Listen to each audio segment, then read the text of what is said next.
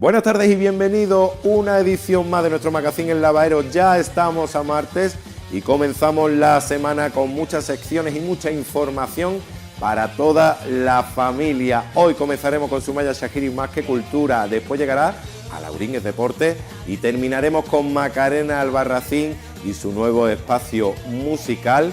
Que empiece el espectacular, ya la tenemos todo preparado. Comenzamos El Lavadero. Sumaya Chahiri, aparte de ser la encargada de abrir cada martes nuestro magazine, también es la encargada de traernos mucha cultura cada semana con su sección Más que Cultura, valga la redundancia. Nosotros estamos encantados de tenerlas a ella aquí en nuestro magazine y os dejamos ya, no perdemos ni un minuto, os dejamos ya con Más que Cultura.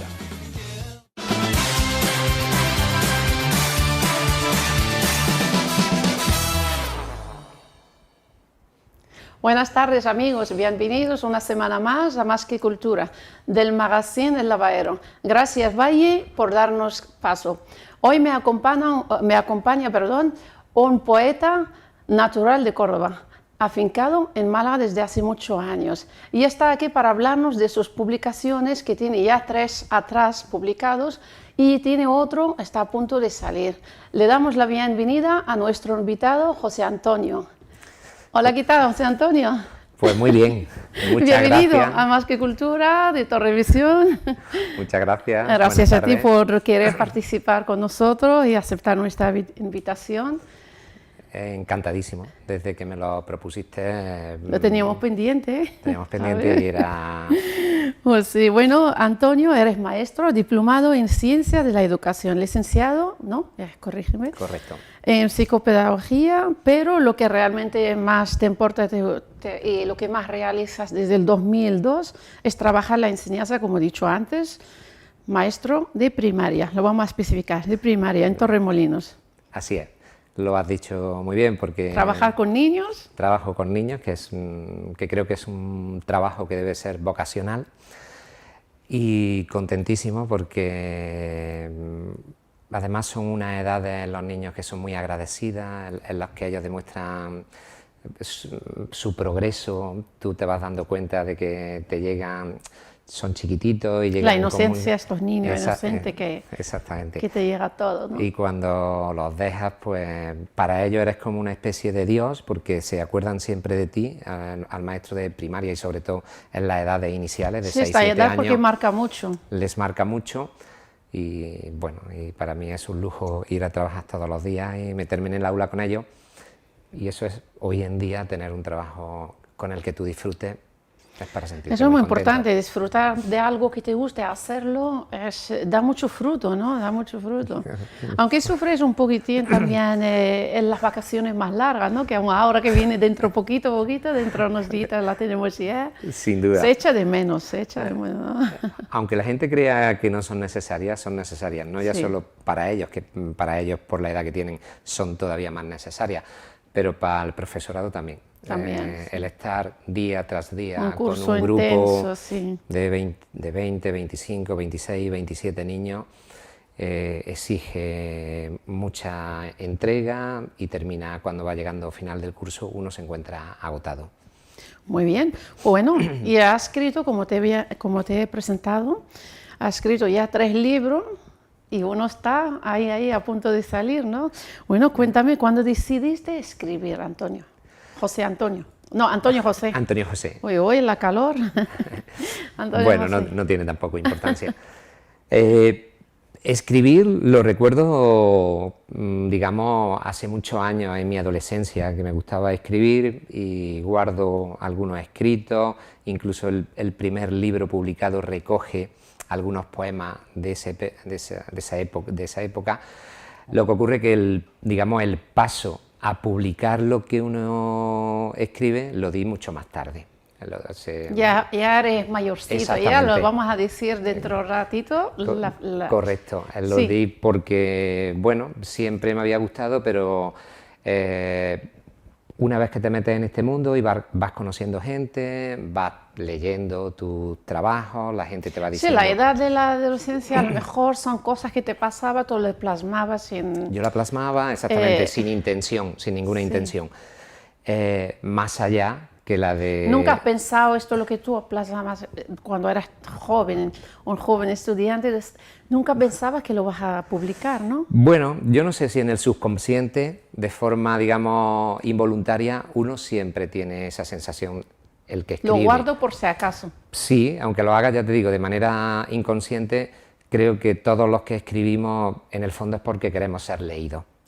Al principio lo que no tienes es ni la confianza, ni digamos, ni ves tu trabajo con calidad, porque claro, lo que yo creo que va muy unido a la escritura es la lectura, y lo que sí he sido siempre es un buen lector, siempre he disfrutado mucho. Entonces, hablando de la lectura, ¿cuáles son los autores que han influido en ti, los libros que has leído, autores que has leído con más, que te han marcado?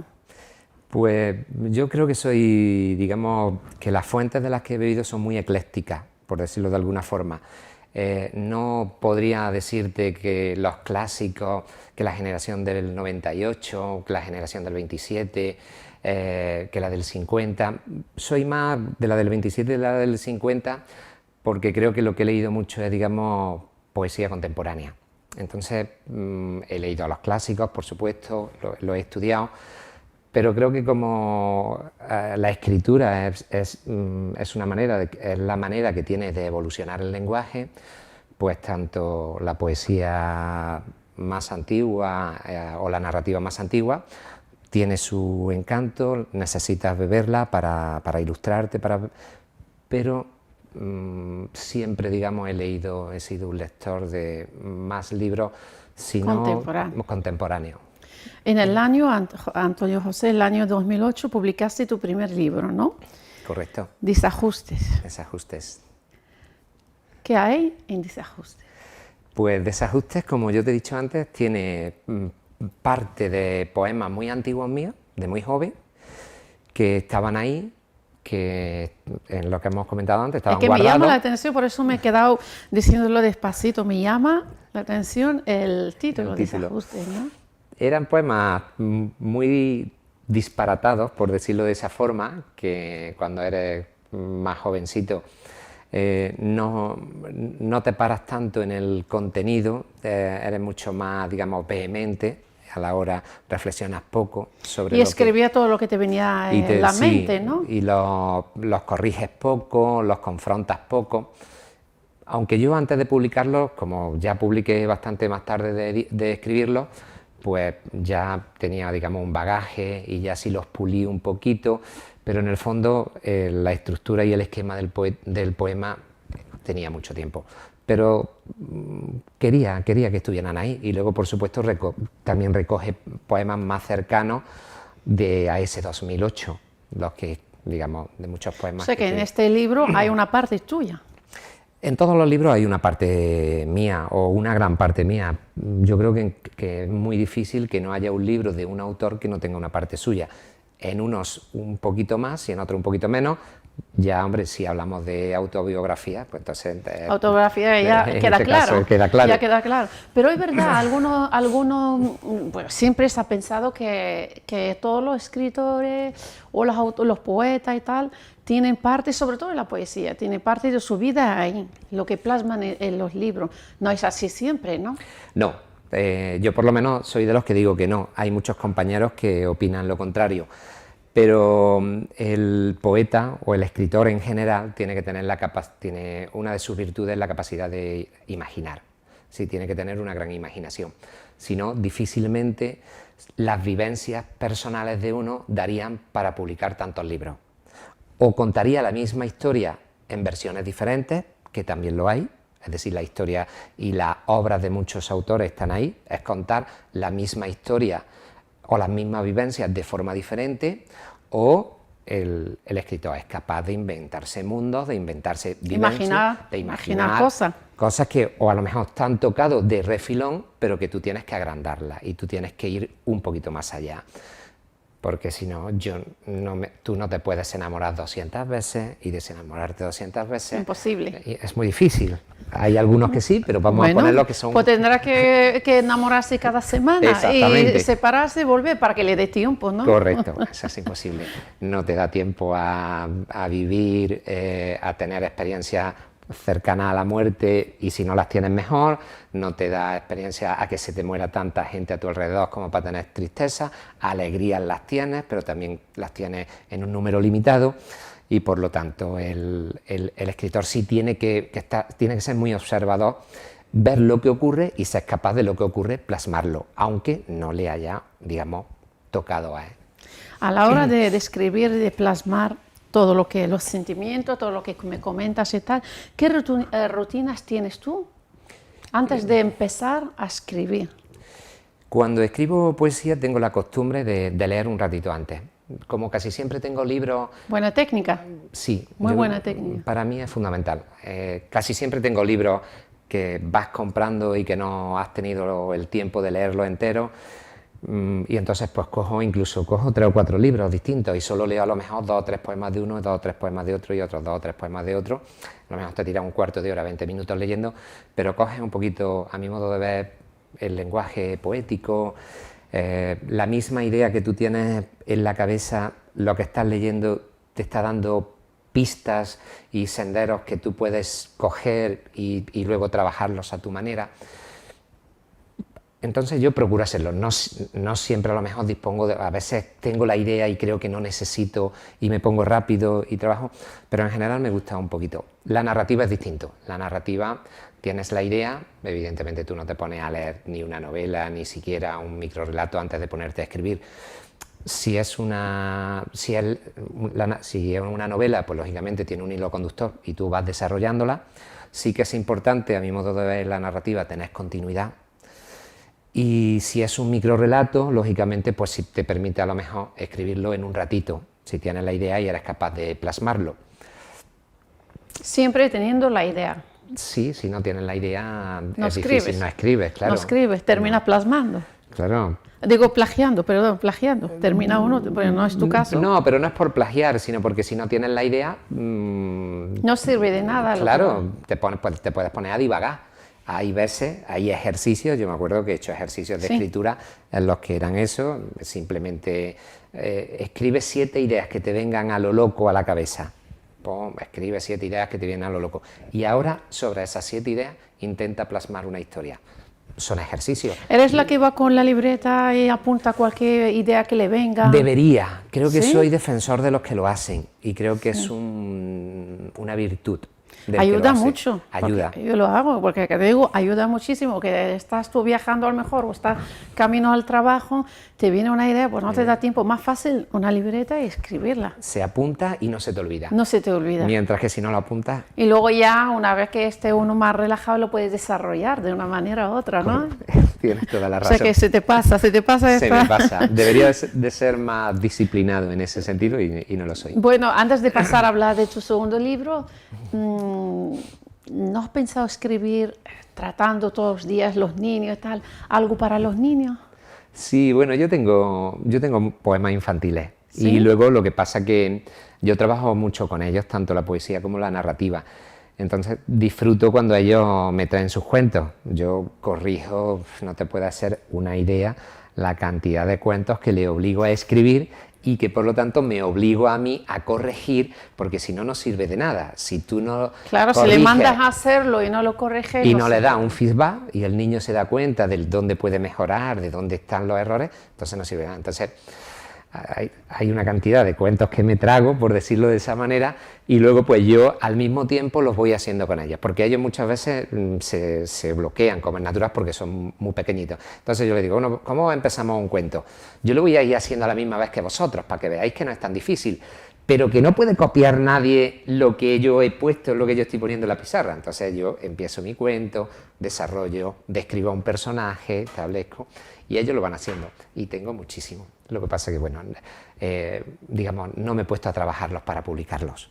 ¿Y nunca le has ofrecido que te lean tus poemas infantiles en tu clase? Sí, no, además ellos saben, hombre, ellos me ven, los padres lógicamente se preocupan por quién es el maestro de su hijo, y y ellos saben que yo escribo, que yo soy poeta, porque además ven que incidimos mucho en la poesía y ellos disfrutan mucho. Cuando se les plantea de forma amena, ellos disfrutan muchísimo. Y tú también lo disfrutas. Y yo también, claro. Y aprendes seguramente de ello. Bueno, ellos tienen una capacidad de... Yo estoy trabajando mucha ahora imaginación, sobre todo a esta edad. Mucha imaginación. Mucha imaginación. A esta edad que yo lo que empiezo a trabajar con ellos es que te digo yo los pareados y cosas de ese tipo, bueno, me ganan. Ellos empiezan a ser pareados que yo no soy capaz, aunque sea muchas veces, y con eso. Tu segundo libro nace en el año 2011. La mente del mono, que la tenemos ahí. Yo estoy viendo el mono aquí, pero ¿por qué le ha puesto este título? La mente del mono. Ese título surge cuando yo estoy leyendo una novela que seguramente os sonará, porque en su momento tuvo mucho éxito, ya es antigua, pero Eat, Pray, Love, Come, Reza, Ama, que además hicieron la película, la llevaron al cine. Pues nada, su protagonista, la protagonista de esa novela, habla y describe lo que es, digamos, los pensamientos, la mente del mono. Digamos, ha sido tu inspiración, ¿no? Sí, que digamos que la forma en la que ella dijo, según la novela dice que según el pensamiento budista, los pensamientos de los monos van de rama en rama, no están sujetos, son muy dispares. Y La mente del mono era un libro que recoge poemas muy abiertos, es decir, que no se ciñe a un campo, sino que tiene poemas, puedes encontrar poemas sobre el paso del tiempo, sobre la amistad, sobre la familia, temas sociales, lógicamente amor y desamor como siempre. Sí, sentimientos tenemos de todo un poco, ¿no? Sí, pero no, en concreto hay veces que tú puedes hablar, como quien dice, tú evidentemente vuelcas unas emociones para tratar de levantar los sentimientos en el lector, pero lo puedes hacer, que te digo yo, a través de, no sé, por ponerte, hablar de las madres. Y puedes escribir un libro sobre las madres. Sobre la madre, claro. Con poemas que hablen de distintas facetas, de distintos aspectos, pero ese libro en concreto no, ese libro es muy variopinto. Y me pareció... No, el tercer libro, Zonas, que la tenemos también ahí, que lo tienes delante. Zonas, ¿qué es lo que encontramos en Zonas? Pues en Zonas también... ¿De qué zona parece que están apartados, no? Un Correcto. apartado, ¿de qué apartado? Imagino, ¿eh? Sí, aunque tanto, digamos que la prologuista del libro como las distintas reseñas que tiene el libro, que además era mi idea, da la sensación, como tú bien dices, de que el libro son zonas que no estuviesen conectadas, pero son zonas que todas tienen vasos comunicantes. Claro, están agrupados de forma que, por ejemplo... Pero tienen conexión entre sí. Pero entre ellas tienen mucha conexión. Están zona cero, que es, digamos, la parte más social, por decirlo de esa forma, la zona gaseosa, que habla un poco de la efervescencia del amor. Explícanos eso, explícanos esta cosa, este apartado gaseosa, me ha hecho a mi gracia. Sí, yo las asocié con el tema del amor y el desamor, por ser, digamos, un estado gaseoso, ¿no? En el que muchas veces pues estás ante un espejo que no es real, que eres capaz de hacer locura, entre comillas, por decirlo de esa forma, que luego te desanima, que tienes muchos altos y bajos, ¿no? Entonces, yo pienso que incluso la raya que delimita el amor y el desamor es tan fina que muchas veces no sabes dónde estar, ¿no? En qué parte estás. Y pensé que la zona gaseosa era la que más definía a ese conjunto de poemas. ¿Cómo ocurrió la idea de escribir Zonas? Tu tercer libro, Zonas. Pues digamos que los poetas, una vez que editamos y publicamos el libro, lógicamente tú sigues teniendo esa necesidad de seguir escribiendo. Viene un periodo en el que se te va tiempo con la promoción del libro, porque tienes que acudir. Las presentaciones, todo eso, sí, iba la mucho. feria. Pero, y compaginándolo, claro, con tu profesión. Claro. Entre un libro, más o menos, ¿cuánto puede pasar de...? En mi caso han pasado 3 años, tanto de uno a otro como del segundo al tercero. Pero es lo que hemos comentado, debido a, claro, lo compaginas, las presentaciones, promociones de libros con tu profesión como maestro. Que es lo que te da de comer, porque en este país, hombre, comer de la literatura es difícil, de la narrativa todavía, De la narrativa sí hay mucha gente, ¿no? Sí. Sobre todo escritores, escritoras famosos que pueden vivir, pero de poesía es muy difícil. De poesía se podría decir que en este país pueden vivir 5 personas, e incluso si me apuran menos, porque son personas que compatibilizan la escritura de la poesía con sus profesiones. Sí, sí. Porque la poesía no se vende lo suficiente, ni para el que más vende. Entonces, o trabajas en otra cosa o morirías. De ello no, no se vive. De hambre, vamos. Seguro, o sea que tú no vives de ello, de la poesía, del amor, No. de la zona cero, esto no vives, ¿no? La poesía dejamos. normalmente suele costar el dinero, te soy sincero. Sí. Y a la mayoría de los poetas... Me consta, lo sé.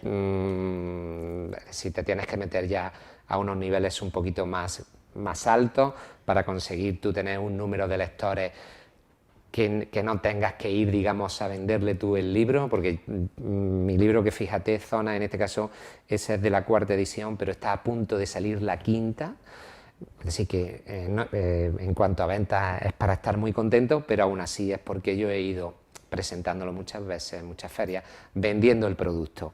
Y te tienen que escuchar, y cuando te escuchan entonces le agrada y te lo compran. Tiene que llegarle al lector. Por supuesto, Tiene que eso sin duda. Sin embargo, una novela, tú vas y tú, incluso si te atrae la portada, tú eres capaz de comprar una novela. También. Y el título. Porque muchas veces lo que juzgamos el libro por la portada, como dices tú, y el título. Que ahora el interior te guste o no, pero termina uno comprándolo. Exactamente. La poesía es distinta, la poesía hay menos lectores y además el que busca va en busca de su autor. Bueno, Antonio, yo quiero escucharte un poquito, en que me leas algo del libro Zona. Pues claro, yo encantadísimo. Algo que no sea muy largo. Un poema, ¿no? Vale, sí, un poema. Y ya está. Bueno, te escuchamos. Es que llevo tiempo que no soy capaz de escribir poemas cortos. No, ¿por qué? Pues no lo sé, empecé con poemas cortos, no sé si es que ahora digo mucho más en un poema o que he perdido la capacidad de resumir o de sintetizar y no soy capaz. Bueno, pues vamos a escucharlo. Largo o corto, te vamos a escuchar. Se titula Enamorarse y dice así: enamorarse era esto, desertar de las luces de la noche, ordenar la espera, pedir música que no conocía, mudar las células en la maldición de las hogueras, asumir las prerrogativas de un tiempo incorrecto, incluso limpiar de residuos la malla que hacía de sustento. La teoría de la salvación y sus trampas cíclicas. ¿Quiénes éramos? ¿Qué pretendíamos? Tal vez eso, enamorarse. ¿Acaso la verdad cómplice del amor? ¿Acaso el aniquilamiento de las estrellas? O tal vez adivinar las imposibles virtudes que apagan la débil llama de la razón. Pensad en sus trampas. ¿Unos cuerpos boca abierta? ¿La palabra que arde en los labios? No hay aquí un arriba y un abajo absolutos. Es mi sueño, quizá reescribir las mismas huidas, doblegarse una y otra vez. Te quiero, 8 fonemas para los aduaneros del mar. Hasta mi corazón transparente, solo el amor hablará de amor. Sí, conozco sus tretas y digo que enamorarse era esto. Incapacidad para negarme. Firmar un armisticio tras convocar un consejo de guerra.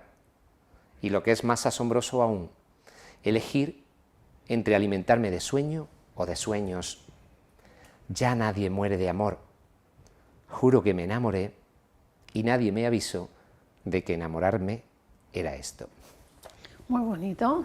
Muchísimas Enamorarse gracias. Es muy bonito, ¿eh? Sí, lo es, sin duda. Es un alimento para vivir, ¿no? También hay que estar bien enamorado, ¿no? Dicen que es, digamos, la fuerza que mueve al mundo y tal vez tengan razón. Enamorarse de una persona, enamorarse de tu mascota, Correcto. enamorarse Yo creo de tu en el amor profesión. en un concepto amplio. Sí, sí, No, sí, hay que enamorarse de muchas cosas. Bueno, hace poquito antes de leer me dijiste que la venta no es lo mismo de poesía como el de novela o otro género, ¿no? ¿Qué opinas tú de los soportes digitales para la lectura? ¿Tal vez crees que esto es el motivo que se compra menos? No. tradicionalmente en España no se ha leído mucho. Incluso yo creo que los estudios dicen que los soportes digitales hacen que incluso se esté leyendo más. A mí no me parece mal. Yo soy un enamorado del libro, del papel. A mí también. No, el olor que desprende el libro cuando estás leyendo. Cogerlo, palparlo, olerlo, subrayarlo. Y no daña la vista, luego la pantalla, la vista termina.